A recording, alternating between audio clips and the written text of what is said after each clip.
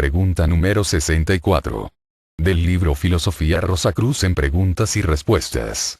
Tomo segundo, de Max Heindel. ¿Quiere por favor aclarar el problema de la percepción? ¿Cómo conoce el investigador en los planos superiores? Por esto quiero decir. A. ¿Cómo puede él distinguir entre un pensamiento forma que emana de su propia mente, B. el pensamiento forma que emana de alguna otra persona, ya sea encarnada, o libre del organismo y, C. entidades espirituales objetivas? Respuesta. Contrariamente a la opinión de la persona que no sabe nada del asunto, esto es solamente una cuestión de entrenamiento.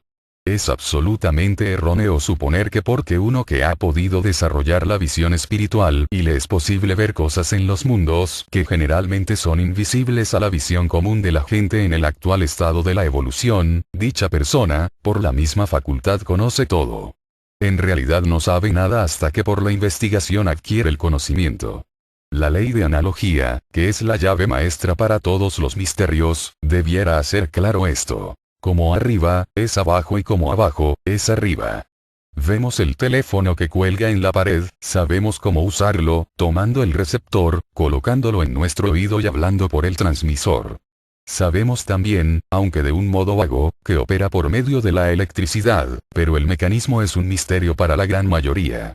Similarmente, podremos dar vuelta a un interruptor eléctrico, ver que las luces se encienden, y que los motores comienzan a funcionar. Vemos el fenómeno, pero nada sabemos de las fuerzas subyacentes hasta que por la investigación nos hemos capacitado, y adquirido el conocimiento. Esas mismas condiciones se manifiestan en el mundo del deseo y en un grado aún mucho mayor, debido a la superlativa plasticidad de la substancia de deseos y la facultad con la cual es cambiada en formas diferentes por el espíritu que las anima, ya sea un superhumano o un elemental. Por esa condición, aún la persona que tiene el dominio voluntario de la visión espiritual, requiere un entrenamiento completo y debe cultivar la facultad de ver más allá de la forma, ver la vida que la anima. Solamente cuando ha cultivado esa facultad, es libre de engaño y capaz de poder distinguir la verdadera naturaleza y estado de todas las cosas y seres que encuentra en el mundo invisible. Para lograr esto de la manera más eficiente y tener la certeza de escapar a la ilusión, es necesario cultivar el grado de visión espiritual que corresponde a la región concreta del mundo del pensamiento, donde los arquetipos que son la vida que anima, pueden verse. Aclarando el asunto, debemos tener en cuenta que la visión física varía, de manera que existen ciertos seres que ven perfectamente bajo condiciones que a nosotros aparecen oscuras. Por ejemplo, las lechuzas y los murciélagos. Los ojos de los peces están formados de modo que puedan ver bajo el agua. Los órganos de la visión espiritual son también capaces de ser sintonizados a diferentes vibraciones.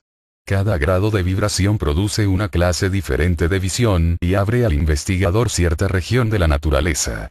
Por una muy ligera extensión de la visión física los éteres, y los seres que viven en ellos se vuelven plenamente visibles. Esta clase de visión puede compararse a los rayos X, pues los objetos que aparecen sólidos a la visión física son más fácilmente penetrados por la vista o visión etérica. Cuando uno mira una casa con la visión etérica, ve a través de las paredes. Si se trata de saber qué es lo que pasa en un cuarto en el lado más lejano de la casa, desde el lugar donde está uno parado, los rayos etéricos de sus ojos hacia el objeto en ese cuarto atraviesan las paredes tan fácilmente como si la casa entera fuera hecha de cristales. Esta clase de visión puede ser aplicada al organismo humano, y con su auxilio es posible mirar a través de todo, la estructura del cuerpo y contemplar sus funciones en plena manifestación. El autor también tenía la idea, hasta hace poco, de que el truco común de poder leer una carta que esté en un sobre cerrado, posiblemente en la bolsa de otra persona, era hecho de la misma manera.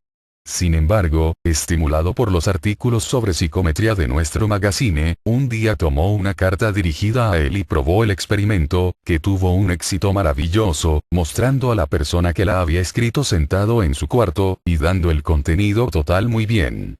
Inmediatamente después hizo la prueba con otra carta, con la visión etérica, para asegurarse cómo habría de diferir el resultado, y entonces fue encontrado que era muy difícil desenredar la escritura debido a que la carta había sido doblada.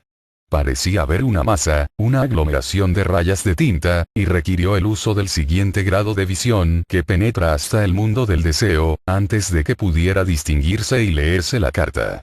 Cuando uno mira un objeto con la visión necesaria para ver el mundo del deseo, aún los más sólidos objetos son también vistos a través, pero con la diferencia de que uno los ve como desde todas las direcciones. Los pensamientos formas como a los que se refiere el que pregunta, probablemente estaban envueltos en este material, porque ningún pensamiento forma puede compeler a la acción, salvo por medio de esta fuerza materia a la que llamamos substancia de deseos, y nadie que no haya hecho un estudio de ella puede imaginar cuánta gente actúa por pensamientos formas que creen ser propios pero que, en verdad, tienen su origen en el cerebro de otra persona. Es de esta manera como se origina eso que llamamos opinión pública. Grandes pensadores que tienen ciertas ideas definidas sobre alguna cosa particular, radian de sí mismos esos pensamientos formas, y otros, menos positivos y no antagónicos al punto de vista expresado en estos errantes pensamientos formas, los captan y piensan que estos pensamientos tienen su origen en ellos. Así, gradualmente crece el sentimiento hasta que lo que fue originalmente comenzado por una persona, ha sido aceptado por la gran mayoría de la comunidad. Para conocer positivamente el origen de tales pensamientos formas errabundos, se necesitaría un examen por medio de la clase de visión apropiada para funcionar en la región del pensamiento concreto, donde primeramente tomó forma la idea. Allí todos los objetos sólidos aparecen como vacuas cavidades en las cuales suena, continuamente, una básica nota clave, y así, quien quiera que ve una cosa también escucha en ella la historia completa de su ser. Pensamientos formas que todavía no se han cristalizado en acción o formas físicas, no se muestran al observador como cavidades, pero allí, los pensamientos no son silenciosos. Hablan en un lenguaje que es inconfundible y comunican con muchísima más exactitud que lo hacen las palabras, cuál es su intención, hasta que la fuerza que usó su originador para hacerlos manifiestos se gasta. Como ellos, en la clave particular de la persona que los hizo nacer, es comparativamente fácil, para el ocultista entrenado, seguir la pista de su fuente. Con respecto a la parte de la pregunta, no está muy claro lo que quiere saberse. Si se desea conocer cómo podemos distinguir los pensamientos de entidades espirituales objetivas, de nuestros propios pensamientos, el método anterior puede ser aplicado a todos los seres sin distinción de persona alguna. Pero si la pregunta significa cómo distinguir a las entidades espirituales objetivas de los pensamientos formas, la respuesta es que dichos pensamientos formas carecen de espontaneidad. Son más o menos como autómatas. Se mueven y actúan en una sola dirección de acuerdo con la voluntad del pensador, que es el poder impulsor en ellos. Las acciones de las entidades espirituales objetivas son espontáneas y variables de la misma manera que nuestras acciones o tácticas lo son cuando quiera que deseamos, o nos parece conveniente cambiarlas. Del libro Filosofía Rosacruz en preguntas y respuestas. Tomo 2, de Max Heindel.